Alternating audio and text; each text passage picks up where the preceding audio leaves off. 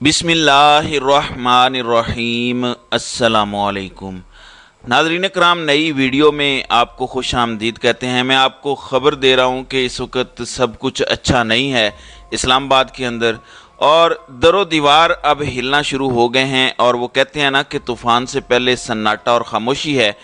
ऐसी ही सूरत हाल आजकल हुकूमती हलकों के अंदर है। आप देख रहे होंगे आजकल प्रेस कॉन्फ्रेंसेस नून लीग के वज़रा तो बहुत कर रहे हैं, लेकिन पीपल्स पार्टी वालों ने ज़रा हाथ हल्का रखा हुआ है। स्क्रीन पर उस तरह से नज़र नहीं आ रहे और पहले से कम उनकी तनकीद भी हुई है, और वो तहरीक इंसाफ या इमरान खान की उस तरह से मुखालफत या तनकीद करते नज़र नहीं आ रहे। अब मैं इस्तीफ़ों वाली बात बताना चाहता हूं। पहले मैं आपको एक ख़बर दे चुका हूं जो फड्डा पड़ा हुआ है, और वो फड्डा पीसीबी पर पड़ा हुआ है।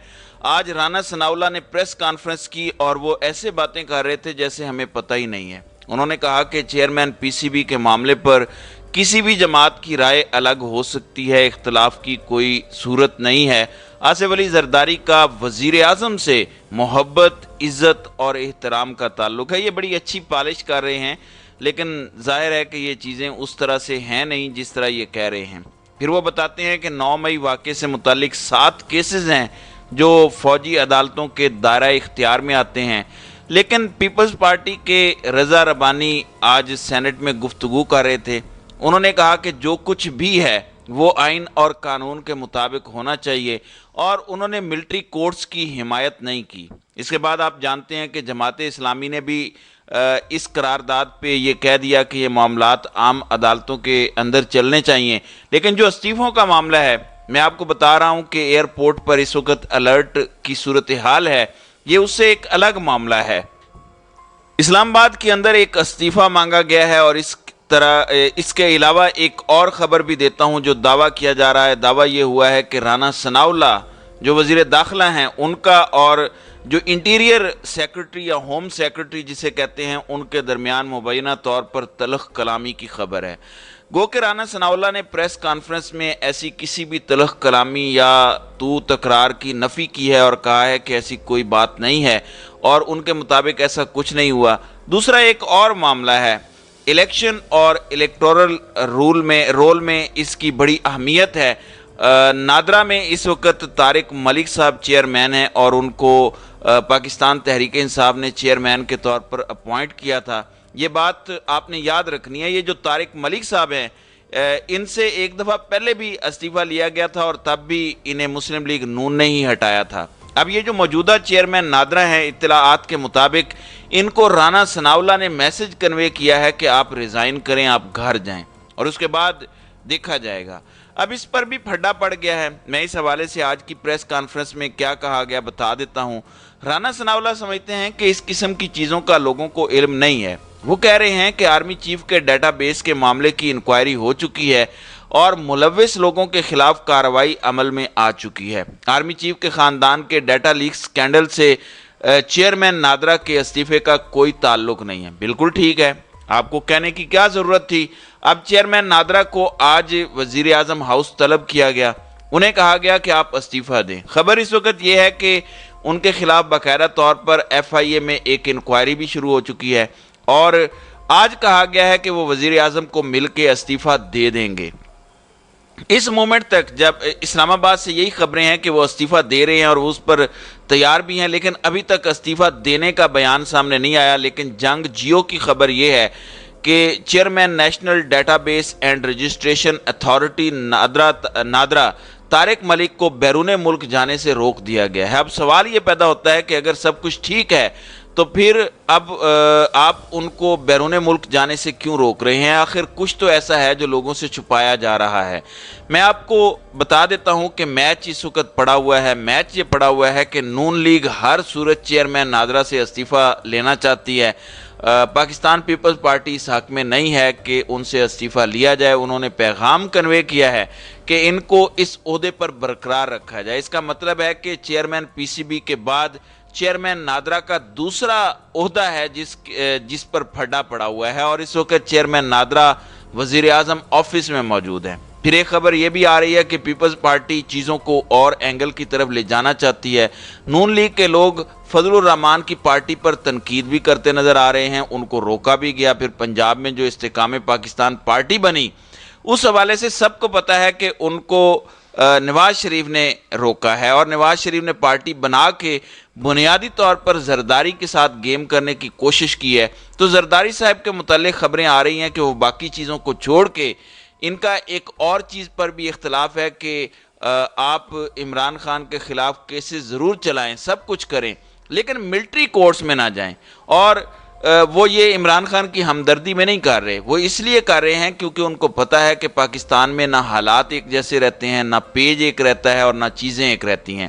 آج عمران خان تو اس میں سے گزر جائے گا، سرخرو ہو جائے گا، کل کو پیپلز پارٹی یا نون لیگ کو بھگتنا پڑے گا، جبکہ نون لیگ کو سمجھ نہیں آ رہی۔ نون لیگ کا ایک گروپ تو یہ کہتا ہے کہ عمران خان کو کرش کرنے کے لیے کسی بھی حد تک جانا پڑتا ہے تو چلے جائیں۔ اب اس چیز کو لے کے خبریں یہ بھی ہیں کہ کوئی ایسا معاملہ آیا تو پیپلز پارٹی ریزائن کر کے اپوزیشن بینچز پر جائے گی، لیکن ناظرین کرام یہ بات پریکٹیکل نظر نہیں آتی۔ اس کی وجہ یہ ہے کہ اگر آپ ریزائن کریں گے تو اعتماد کی طرف، اعتماد کے ووٹ کی طرف جانا پڑے گا، اور شہباز شریف کے پاس نمبرز کم ہو جائیں گے تو حکومت ہی نہیں چل پائے گی۔ تو یہ چیز جو ہے پریکٹیکل نہیں ہے۔ خبریں اس وقت یہ ہیں کہ اس وقت یہ بھی میچ چل رہا ہے کہ بلاول بھٹو زرداری ریزائن کر کے راجہ ریاض کی جگہ پر چلے جائیں۔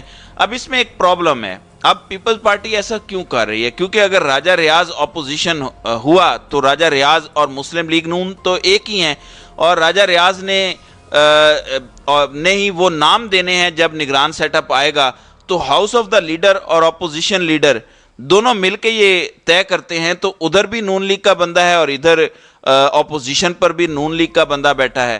راجہ ریاض بھی انہی کا ہے، اس نے مسلم لیگ نون کے ٹکٹ پر الیکشن لڑنا ہے۔ تو پیپلز پارٹی کا خیال یہ ہے کہ آئندہ جو نگران سیٹ اپ آئے گا اس میں ہماری آواز نہیں ہوگی، مسلم لیگ نون اپنی مرضی سے نگران سیٹ اپ لے جائے گی، اس لیے وہ اس چیز کا بدلہ ان سے لینا چاہتے ہیں جو ترین والا انہوں نے کام کیا ہے کہ ہم راجہ ریاض کو اٹھا کے بلاول کو وہاں بٹھا دیتے ہیں، یا پیپلز پارٹی اپوزیشن میں چلی جائے گی تو نگران سیٹ اپ پیپلز پارٹی کا آئے گا اور ان کی مرضی اس میں شامل ہوگی، اور مسلم لیگ نون کو واک اوور نہیں ملے گا۔ تو یہ بڑی دلچسپ صورتحال ہے، لیکن اب دیکھنا یہ ہے کہ یہ معاملہ کہاں جاتا ہے۔ اب یہ کوئی زیادہ لمبی چوڑی بات نہیں ہے، اب جو لڑائیاں بند کمروں کے اندر تھیں یا بڑی خاموشی کے ساتھ ہو رہی تھیں، وہ لڑائیاں اب کھل کے ہونا شروع ہو گئی ہیں، لیکن ملک کو نقصان ہو رہا ہے۔ ملک کو کیسے نقصان ہو رہا ہے؟